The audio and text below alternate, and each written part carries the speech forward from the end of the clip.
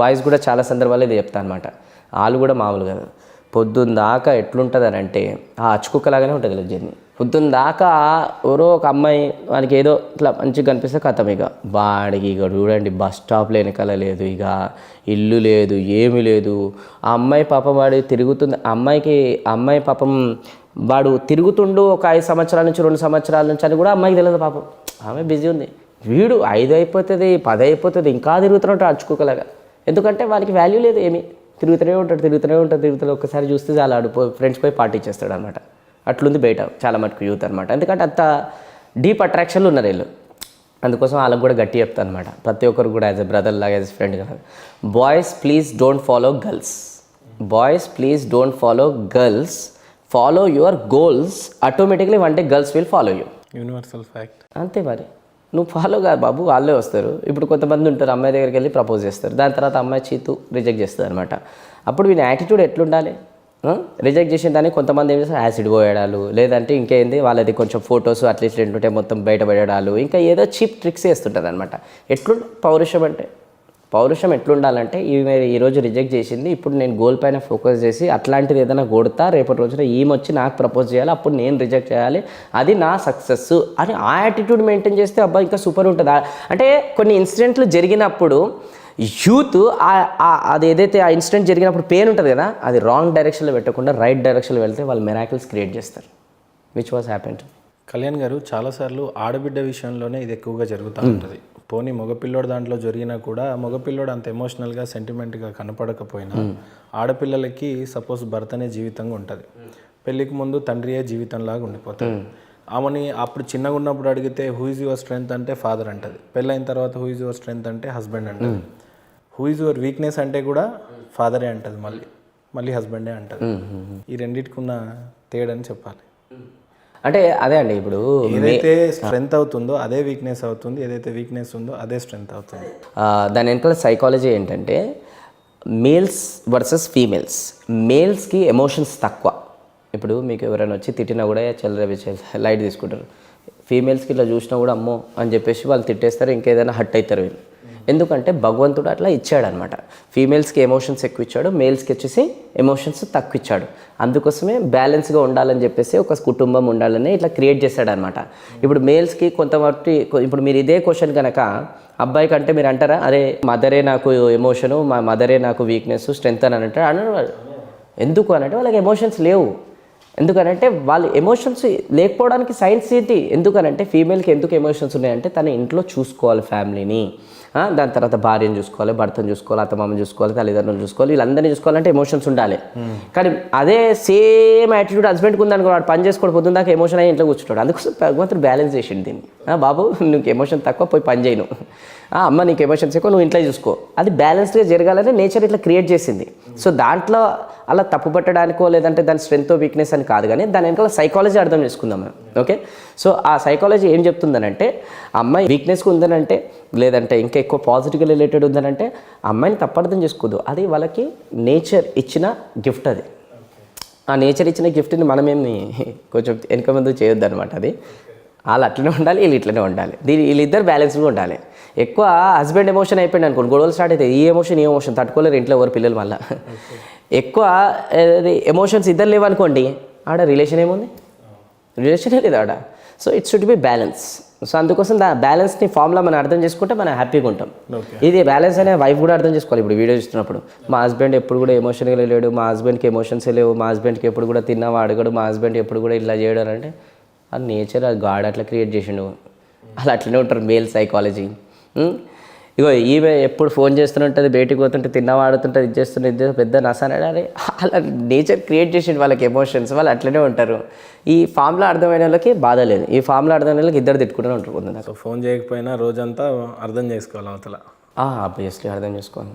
Phone చేస్తే అర్థం చేసుకోవాలి హస్బెండ్.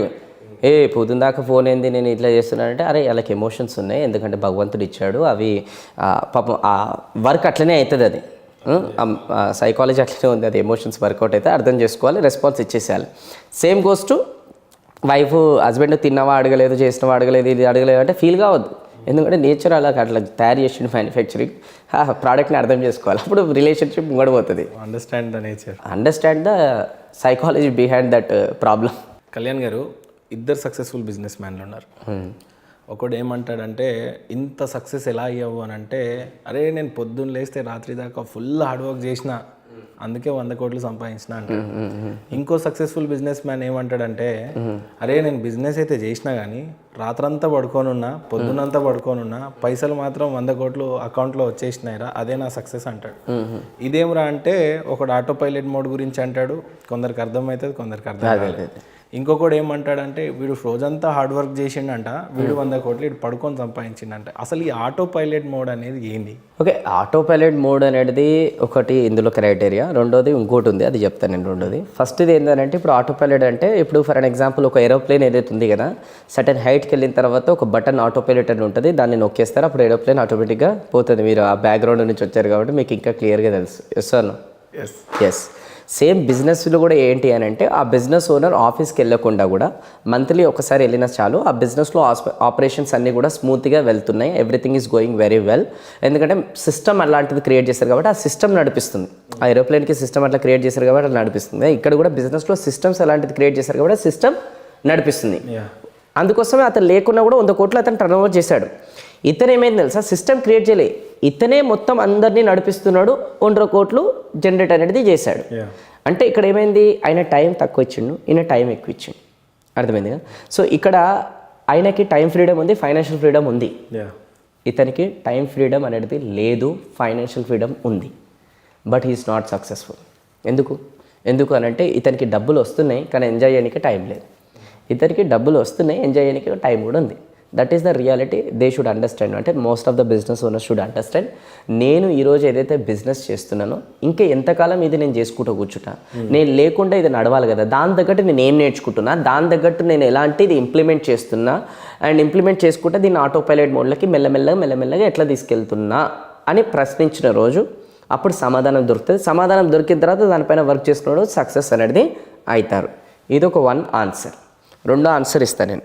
100 కోట్లు సంపాదించినోడు హ్యాపీగా ఉండా లేడా, 100 కోట్లు ఏమి ఇన్వాల్వ్ లేకుండా కూడా సంపాదించినోడు హ్యాపీగా ఉండడా లేదా కూడా ఇంకొక పాయింట్ ఇక్కడ ఉందన్నమాట. Happiness matters a lot.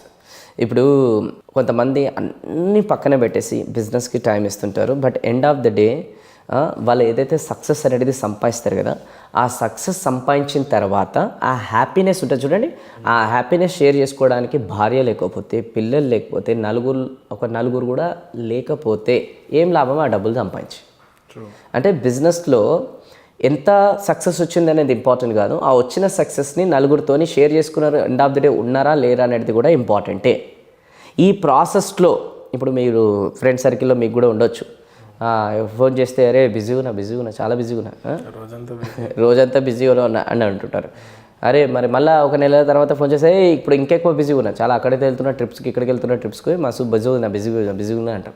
ఈ బిజీ ఉండే ప్రాసెస్లో వాళ్ళు కోల్పోతున్నారు. ఈ బిజీ ఉన్న ప్రాసెస్లో వైఫ్ని కోల్పోతున్నారు, పిల్లలు కోల్పోతున్నారు, రిలేషన్ని కోల్పోతున్నారు, టీంని కోల్పోతున్నారు, ఫ్యామిలీని కోల్పోతున్నారు, అందరినీ కోల్పోతున్నారు. But end of the day వీళ్ళు సక్సెస్ సంపాదించినా కూడా ఏం లాభం? ఎందుకు సంపాదించాలి సక్సెస్? మనతో పాటు నలుగురు హ్యాపీగా ఉండడం కోసమే కదా సక్సెస్ సంపాదించాల్సింది.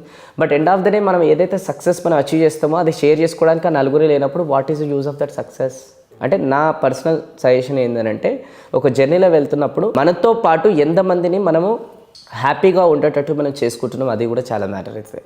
అంతేగా నా జర్నీలో వెళ్తున్నప్పుడు ఎవడైతే ఏముంది, మనకి మాత్రం ఏం కావాలి, అల్టిమేట్ గోల్ మనీ, మనం అది వస్తుందా లేదా అని చెప్పేసి ప్రాసెస్లో పోయిననుకోండి, ఎండ్ ఆఫ్ ద డే ఆ సంపాదించిన తర్వాత కూడా మనిషి హ్యాపీగా ఉండలేడు. అది ప్రపంచానికి బాగానే నటిస్తున్నా లోపల మాత్రం అది పిన్ చేస్తూనే ఉంటుంది. ఎవరున్నాడు చెప్పు, 4 గోడల మధ్యలో నువ్వే ఉన్నావు, నువ్వు అద్దెలో ముఖం చూసుకొని నీకే ఆశ వేస్తుంది, ఏం లాభం చెప్పు అని చెప్పేసి అది మనసు కూర్చుతుంటుంది అనమాట. సో అందుకోసమే ఆల్వేస్ ఒక మనిషి జర్నీలో వెళ్తున్నప్పుడు నా చుట్టుపక్కల వాళ్ళని కూడా హ్యాపీగా ఉన్నారా లేదా, నేను చూసుకుంటున్నానా లేదా అని చూసుకోవాలి. ఈరోజు చిరంజీవి గారిని మనం తీసుకుందామండి. నాకు చాలా ఇన్స్పిరేషన్, ఇంతకుముందు మూవీస్ ద్వారా, ఇప్పుడు వ్యక్తిగతంగా. ఎందుకు అని అంటే, ఒకప్పుడు చిరంజీవి గారు నిజంగా చెప్తున్నాను నేను వేరు, ఇప్పుడు చిరంజీవి గారు చాలా వేరు. అంటే ఒక మనిషి ఎట్లయితే సక్సెస్ వస్తుంటుందో, ఓకే, చాలా మటుకు కాలు భూమిపైన అనేది ఉండదన్నమాట. అంటే చిన్న ఏమంటారు, పెద్ద అనుకో యాటిట్యూడ్ వచ్చేస్తుంది, అని అక్కడ వెయిట్ చేయమని తర్వాత కలమని, బిజీ ఉన్నాయి ఇప్పుడు, ఇట్లాంటివన్నీ టోన్ చేంజ్ అవుతుంది, రిసీవింగ్ చేంజ్ అవుతుంది, బిహేవియర్ చేంజ్ అవుతుంది. చిన్న వాళ్ళని చిన్న చూపుతో చూస్తుంటారు, పెద్దవాళ్ళకి ఎక్కువ వెళ్ళి రిసీవ్ చేసుకుని కలుస్తుంటారు. ఇవన్నీ జరుగుతుంటాయి. ఏది సక్సెస్ వస్తుంటే కొంతమంది జీవితంలో, అండ్ ఎట్లా వస్తుందో అట్లనే పడిపోతుంది. మళ్ళీ పేరుకాల సక్సెస్ వచ్చినా కూడా వాళ్ళు ఎక్కడైనా పార్టీకి వెళ్ళినా ఇంకెక్కడికైనా వెళ్ళినా costly car, costly watch, costly suit అయినా ఒక నలుగురు కూడా మన దగ్గరికి వచ్చి కూర్చోరు పక్కకు. ఎందుకు? సైకో. ఎందుకు? ఏముంది, ఎప్పుడు కమర్షియల్ క్యాండిడేట్ అని చెప్పి ట్రీట్ చేస్తారు. అంటే మా జీవితంలో అంత సక్సెస్ అయినా నలుగురు వస్తలేరు. ఒక పార్టీకి వెళ్ళినప్పుడు ఇంకెక్కడికి వెళ్ళినప్పుడు మాట్లాడనీకనంటే ఏం సక్సెస్ చెప్పండి. కొంతమంది ఉంటారు అన్నీ ఏం కాస్ట్లీ ఉండవు, అయినా అక్కడికి వెళ్ళగానే ఫంక్షన్లో అడుగు పెట్టగానే చాలా అందరూ వచ్చేసి సార్ సార్ సార్ సార్ అని కలుస్తారు. ఎందుకు? మనసు క్లీన్, ఈ మనసు కలుషమైన. అట్లా చిరంజీవి గారు ఈ మధ్యకాలంలో మీరు ఎక్కడైనా సోషల్ మీడియా కూడా చూడండి, ఎక్కడనో చూడండి, మనకి ఇంకా తెలిసింది ఇది, తెలియదు ఇంకెంతో ఉన్నాయి. మన జబర్దస్త్ శ్రీనివాస్ గారు ఉన్నారు కదా, సుధీర్ గారి టీంలో పర్సనల్ చార్టెడ్ ప్లేన్లో తీసుకొని వెళ్ళి అవసరం ఏముంది? అట్లనే ఆయననే కాదండి, ప్రతి చిన్న వాళ్ళు కూడా ఎవరన్నా హెల్ప్ కోరుకుంటే పోయి చేస్తారు. మొన్న బ్రహ్మానందం గారి బర్త్డే అయితే కూడా వెళ్ళి ఎంత విష్ చేసి ఎంత బాగా చేశారు. అంటే ఆయన ఎట్లయితే జీవితంలో ఎదుగుతున్నారో అంత కాళ్ళు భూమిపైన అనేది ఇంకా కింద ఉంటున్నాయి అతనికి. అంటే ఆయన చూసిన తర్వాత నాకు ఏమనిపించిందంటే, గోల్స్ పెద్దగా పెట్టుకోవాలి, అంటే గోల్స్ ఆకాశానికి అంటేటట్టు పెట్టుకోవాలి, కానీ కాళ్ళు మాత్రం భూమిపైన ఉండాలని అనిపించింది. మళ్ళీ ఒకసారి, గోల్స్ ఆకాశానికి అంతటట్టు పెట్టుకోవాలి, కానీ కాళ్ళు మాత్రం భూమిపైన ఉండాలని నాకు తెలిసిందనమాట. అంటే చిరంజీవి గారు డైలీ ఆ మంచితనాన్ని చూస్తుంటే తెలియకుండానే ఆయన నాకు చాలా ఇన్స్పిరేషన్గా మారిపోతున్నారు అనమాట. అంటే నిజంగా బతికితే ఇలా బతకాలి, నిజంగా ఒక మనిషి అంటే ఏ స్వార్థం ఏది కూడా లేకుండా జెన్యూన్గా హెల్ప్ చేస్తే ఇలా చెయ్యాలి అన్నట్టు మారిపోయింది. మొన్నటి వరకు హూ ఈజ్ యువర్ ఇన్స్పిరేషన్ అని చాలా ఇంటర్వ్యూస్లలో అక్కడిక్కడ అడిగాను. నేను 100 సార్లు ఆలోచించాను, అవును నాకు ఎవరు నేను ఇన్స్పిరేషన్ అని. కానీ రీసెంట్గా చూస్తుంటే అతను నాకు ఇన్స్పిరేషన్గా మారిపోయాడు అనమాట. అది కూడా నేను సోషల్ మీడియా ఇంకా వ్యక్తిగతంగా కూడా నేనేం దగ్గర ఉండి చూడలే అనమాట. అంటే అతను చేసే సర్వీసెస్, అతను ఎక్కడికైనా వెళ్తే వాళ్ళకి ఎంకరేజ్ చేయడము. ఇప్పుడు మన ప్రభు గారు ఉన్నారు కదా, జర్నలిస్ట్, ఇట్లనే వెళ్ళి సార్కి చెప్పాడు అనమాట, సార్ ఇట్లా నేను ఒక బుక్ లాంచ్ చేస్తున్నా, ఇట్లా ఒక ఫంక్షన్ రిలేటెడ్ ఉంటుందంటే అమ్మ వచ్చేస్తానని చెప్పారనమాట. తర్వాత ఫంక్షన్ ఏదైతే ఉంది కదండి, ఆ డేట్ దగ్గరకు వస్తుంటే హోటల్కి వెళ్ళాడు అనమాట అడ్వాన్స్ చేయడానికి. ఇదే పలానా డేట్ రోజున ప్రోగ్రామ్ ఉందంటే ఆల్రెడీ మాకు అడ్వాన్స్ వచ్చేసిందండి అని చెప్పారు. ఎవరు? చిరంజీవి గారు మేనేజర్ వచ్చి కట్టేసిపోయారు. అరే ఒక గెస్ట్కి రమ్మంటే హోటల్ ఫీజు కడుతున్నాడంటే ఎంత మంచితనం అర్థం చేసుకోండి. ఇక నాకు దాంట్లోకి వెళ్ళి 1% 2% కూడా మన అందరూ అడాప్ట్ చేసుకుంటే ఎక్కడికో వెళ్ళిపోతామండి. నిజంగా నేను చెప్పిన 2-3 ఎగ్జాంపుల్సే కానీ ఇండైరెక్ట్లీ డైరెక్ట్లీ అనేది పీక్స్లో అనేది హెల్ప్ చేస్తుంది. నేను ఇంత మంచితనము, ఇంత హెల్పింగ్ నేచరు, ఇంత డౌన్ టు ఎర్త్, ఇంత ఎదిగినా కూడా ప్రతి ఒక్కరికి కూడా రెస్పెక్ట్ ఇవ్వడము నా లైఫ్లో ఈ గొప్ప వాళ్ళ గురించి బుక్స్లో ఎక్కడైనా వీడియోస్లలో చూస్తున్నానని తప్ప కానీ ప్రాక్టికల్ కల్లార్ల ఇప్పుడు ఈ జన్మకి నేను బతుకున్నప్పుడు ఒక లెజెండ్ చూశానంటే ఇక చిరంజీవి గారు అనమాట. నేను అంటే మనం అందరూ కూడా ఈ భూమి పైనకి వచ్చేటప్పుడు ఒక పేరుతో మనం రాలే కదా, స్టాంప్ వేసుకొని ఈ పేరుతో పోవాలి. ఇక్కడికి వచ్చిన తర్వాత లేచిరు మనకి స్టాంప్ పేరు, కానీ చనిపోయేటప్పుడు అందరూ కూడా ఒక పేరుతో చనిపోతాం. ఆ పేరు అలా ఇలా వేస్ట్ కాకూడదు, చిరంజీవి గారి లాగా చరిత్రలో మెరిసేటట్టు ఉండాలని నేను భావిస్తున్నాను అనమాట. నా పేరు కూడా అట్లా. దానికోసం ఆయన చేసినంత ఒక 1% చేసినా కూడా మనం చాలు అని. అంటే ఈ మధ్యకాలంలో నేను కూడా ఏం చేస్తున్నానంటే ఆయన చేసిన దాంట్లోకి నన్ను నేను చేంజ్ చేసుకుంటా, ఇంకా అడాప్ట్ చేసుకుంటా. మనం కూడా ఒక నలుగురికి హెల్ప్ చేస్తే, నలుగురు గురించి ఆలోచిస్తే, వాల్యూ యాడ్ చేస్తుంటే ఇంకా ఇప్పుడు చూడండి, ఆయన రిచెస్ట్ పర్సన్ ఎవరిదన్నా పెళ్ళి ఉంటే అక్కడికి బేస్డ్ ఆన్ షెడ్యూల్ బట్టి వెళ్తాడొచ్చు, కానీ డ్రైవర్ కూతురు పెళ్ళి ఉంటే 100% వెళ్తాడండి. ఎందుకంటే రిచెస్ట్ పర్సన్కి ఎంతోమంది స్టార్స్ వస్తుంటారు అక్కడ, అతనికి 1 ఆఫ్ ద స్టార్ వచ్చిండు అని అంటారు. కానీ డ్రైవర్ పెళ్ళి ఏదైతే కూతురు పెళ్ళి జరుగుతున్నప్పుడు ఆ డ్రైవర్ కూతురు ప్లస్ ఇంకా డ్రైవర్ 1000 కళ్ళతోని ఆ ఒక్కటే స్టార్ కోసం ఎదురు చూస్తారు ఎవరైతే అతను పనిచేసిన యజమాని. అక్కడికి వెళ్తే కోట్ల గిఫ్ట్ తిరిగి ఇచ్చినట్టు మనం ఇవన్నీ ఆయన చేస్తుంటాడు. అది నేను ఇన్స్పిరేషన్గా తీసుకొని మనం కూడా మా ఆఫీస్లో ఎంప్లాయీస్ కావచ్చు, ఇంకెవరైనా చుట్టాలలో కూడా కావచ్చు, అందరి దగ్గరికి నేను వెళ్ళి అన్నీ కూడా చేస్తున్నాను ఈరోజు బికాస్ ఆఫ్ హీజ్ ఇన్స్పిరేషన్.